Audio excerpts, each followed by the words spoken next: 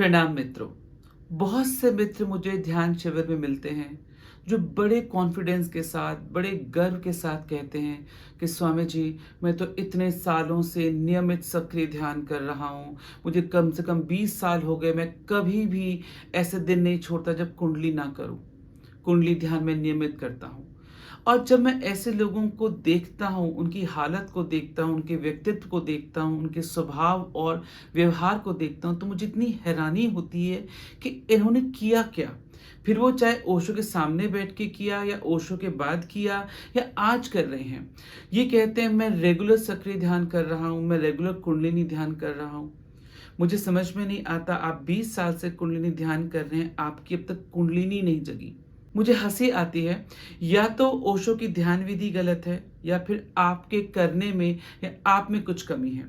ज़ाहिर-सी बात है, ओशो ने बहुत प्रयोग के बाद बहुत वैज्ञानिक ढंग से इन विधियों को बनाया है, तो उनके बनाने में कोई गलती नहीं है। गलती हमारे में ही कहीं है।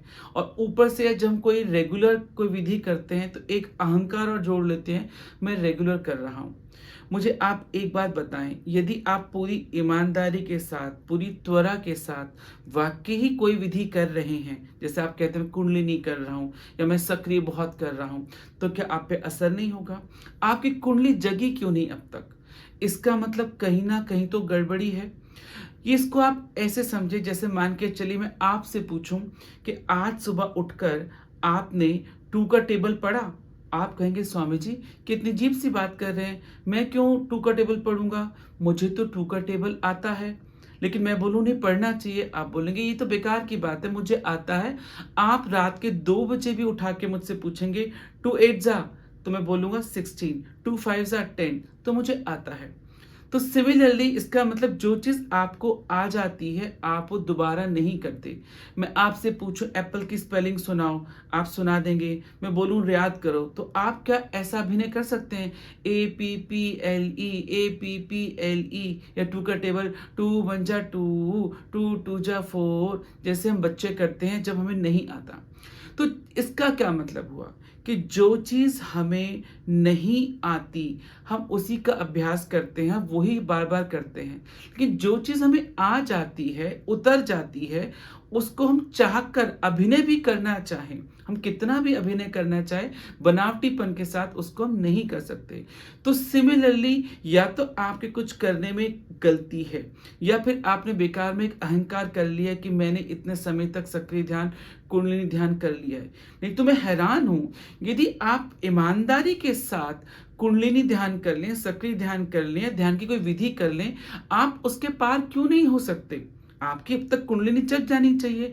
फिर आप 1 साल रेगुलर कर रहे हैं, 2 साल कर रहे हैं, 20 साल कर रहे हैं, ओशो के समय से कर रहे हैं।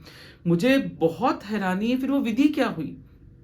आप अपनी इस गलती को देखें, अगर आ जाए। हाँ, अब आप कहेंगे कि स्वामी जी ऐसी बात नहीं, कि कई बार हम इसलिए भी करते हैं ताकि कंटिन्यूटी बनी रहे। अरे कंटिन्यूटी आप उस खाई हुई चीज़ को जिससे उभर के उसको कैसे कर सकते हैं? आपको 2 का टेबल आ गया, अब 3 का सीखिए। मैं ये नहीं कह रहा, 3 का आ गया, 4 का सीखें, अपनी गति को और ऊर्ध्वगमन करें, नई-नई विधियाँ सीखें। जैसे ओशो ने इतनी विधियाँ दी हैं, या जैसे हम जानते हैं कि हमारे पूर्व के गुरुओं ने या हमारे संतों ने, महापुरुषों ने, शिव ने इतनी विधियाँ दी हैं, वो इसलिए दी हैं कि आपका पड़ाव जाता जाए। लेकिन अगर आप किसी पड़ाव पर ठहरे ही रहेंगे और बोले मैं तो इस पर ही हूँ, तो गति कहाँ हुई? तो इस गलतफ़हमी को ना पालें, और ऐसी गलतफ़हमी जब आप पालते हैं तो ये और होता है कि मैंने इतना समय से ध्यान किया और फिर नतीजा ठन-ठन गोपाल। ऐसे ही मैं लोगों को सक्रिय ध्यान करते देखता हूँ।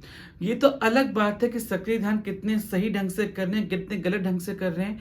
कैंप में मुझे बहुत लोगों को ठीक करना पड़ता है, और मान के चलो ठीक भी कर रहे हैं, तो मुझे ये नहीं समझ में आता क्या इतना कचरा उनके अंदर भरा हुआ है।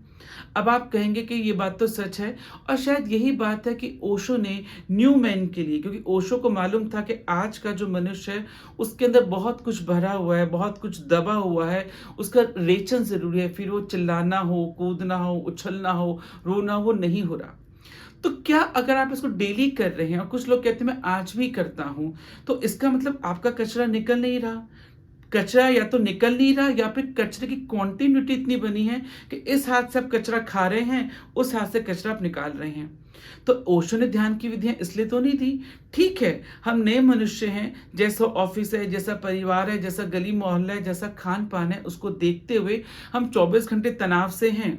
रेचन ज़रूरी है, हमारा कैथार्सिस ज़रूरी है, लेकिन इसको हम ये एक ऐसे आदत भी ना बना लें कि चलो ओशो ने हमें एक पाइपलाइन दे दी यहाँ से खाली करने की, तो यहाँ से भरो, यहाँ से निकालो, यहाँ से भरो, यहाँ से निकालो। ये तो कोई ठीक बात नहीं है। तो फिर दूसरे पड़ाव पर, दूसरी विधियों पे आप कैसे जाएँगे? अगर आप इसको खिलौना ही बना लिया आपने, आपको इस पे डुगडुगी बजाने मज़ा आने लगा, तो फिर आप पे ये भी काम नहीं करेगा। हालाँकि कुछ लोगों का कहना है कि स्वामी जी इसको तो हम कंटिन्यू करना चाहिए और कुछ लोग कहते हैं बुढ़ापे में छोड़ दो, बल्कि बुढ़ापे में ज़्यादा ज़रूरी है किसी के लिए, क्योंकि बुढ़ापे तक और दमन हो जाता है और चिड़चिड़ाहट आ जाती है और कई सारी चीज़ें होती हैं जो चित्त में दबी रहती हैं। मैं मना नहीं कर रहा कि इसे मत करें, रेगुलर करें, डेली करें, मैं इसके विपक्ष में नहीं हूँ। मैं आपसे ये कहना चाह रहा हूँ कि अगर कर रहे हैं तो खाली हो जाएँ। जब खाली होते हैं तो इसका मतलब खाली होके कुछ अच्छा भरें, कुछ सकारात्मक भरें, कुछ रचनात्मक भरें, कुछ ऊर्जान्वित भरें, कचरा नहीं भरें। ओशो ने विधि इसलिए ही नहीं दे दी कि इस हाथ कचरा लो, उस हाथ कचरा निकालो। दिन भर कानों से बुराई सुनो, फिर अगले दिन दिन भर मुँह से चुगलियाँ करो, या फिर पहले चिल्ला के दिखाओ, हू-हू करके दिखाओ, रो के दिखाओ, हँस के दिखाओ, फिर दिन भर वही कचरा लो। तो मैं ये नहीं कहता मत करो, डेली करो, अच्छी बातें करो, बुढ़ापे तक करो, ज़रूर करो, लेकिन इसको सिर्फ़ एक एक्सक्यूज़ मत बना लो कि इससे हमारा रेचन हो रहा है, रेचन हो रहा है, रेचन होगा, क्योंकि ओशो ने विधि ही इतनी खूबसूरत दी है, इतनी व्यावहारिक, इतनी वैज्ञानिक दी है। लेकिन बात को समझो, मेरा मकसद ये है कि ऐसा ना हो कि यहाँ पे खाली हो, यहाँ पे कचरा भरे। तो इसका मतलब ये ध्यान की विधि तो नहीं हुई, ध्यान की विधि तो हुई, आपको खाली करने का रास्ता मिल गया, लेकिन आपने अपने आप को भरा किस चीज़ से? राइट? तो इस बात पे ध्यान देना कि एक कि ध्यान विधियों को सीखो, गंभीरता से सीखो, उत्सवपूर्ण सीखो, खेलपूर्ण सीखो, उससे गुज़रो, उसमें उतरो, उससे हटो। यदि आप फिर भी उसको कंटिन्यू करे जा रहे हैं, उससे पार नहीं हुए हैं, तो कहीं न कहीं आपके करने में गलती है, और जब आप नियमित करते हैं तो एक अहंकार और पैदा होता है, मैं तो इतना पुराना सन्यासी हूँ, इतना पुराना प्रेमी हूँ, इतने लंबे समय से ध्यान की विधि कर रहा हूँ, फिर भी मेरा कुछ नहीं हो रहा। और यही कारण है मैं सब में वही खराबियाँ, वो गुस्सा, तनाव, चिड़चिड़ापन, ऐंठन, रिलेशनशिप, डिप्रेशन सब में देख रहा हूँ जो ये ध्यान विधियाँ कर रहे हैं। तो ध्यान विधियों में खराबी नहीं है। इनको करो, इनसे ऊपर उठो, फिर दूसरी पर आओ। जैसे हम नर्सरी करते हैं, केजी करते हैं, 10th करते हैं, कॉलेज करते हैं, ऐसे पड़ाव हैं, तो अपने उसको पड़ाव दें, अटक कर अपने आप को इस उसमें ना रखें, मैं इस गलतफ़हमी में ना रहें कि मैं ये कर रहा हूँ। और तीसरा, आपकी जो गति नहीं हो रही, तो उसमें ध्यान विधियों की या गुरुओं की गलती नहीं है। यदि 2 का टेबल याद हो गया है, बात याद रखें, 2 का टेबल याद हो गया है, एप्पल की स्पेलिंग याद हो गई है, तो उसका आप अभिनय नहीं कर सकते। आपको कितना भी एक्टिंग करने को कहा जाए, नहीं कर सकते। अब आपको उसके ऊपर के पड़ाव पर चढ़ना ही पड़ेगा। नई स्पेलिंग सीखिए, नया टेबल सीखिए, टेबल आ गया मल्टीप्लाई सीखिए, स्पेलिंग आ गई, सेंटेंस बनाना सीखिए, सेंटेंस आ गए पैराग्राफ बनाना सीखिए, पैराग्राफ आ गए पोएट्री बनाना सीखिए। आशा है आप ध्यान के इस पहलू को भी समझ पाए होंगे। देखने के लिए बहुत-बहुत धन्यवाद।